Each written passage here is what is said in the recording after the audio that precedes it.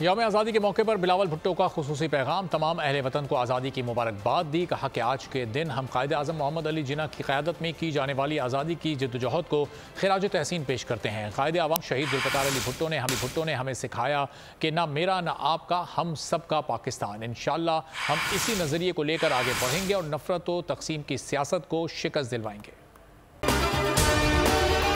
अगर आपको ये वीडियो पसंद आई है तो हमारे चैनल को सब्सक्राइब करें और बेल आइकॉन पर क्लिक करें। तारीख का अमीन।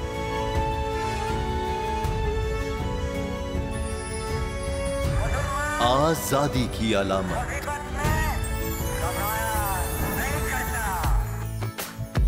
हुस्न का आईनादार।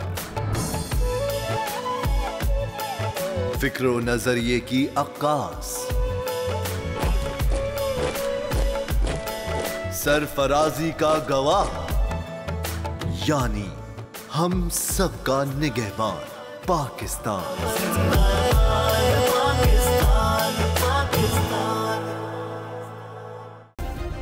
सब्सक्राइब करें और बेल दबाएं ताकि कोई खबर रह न जाए।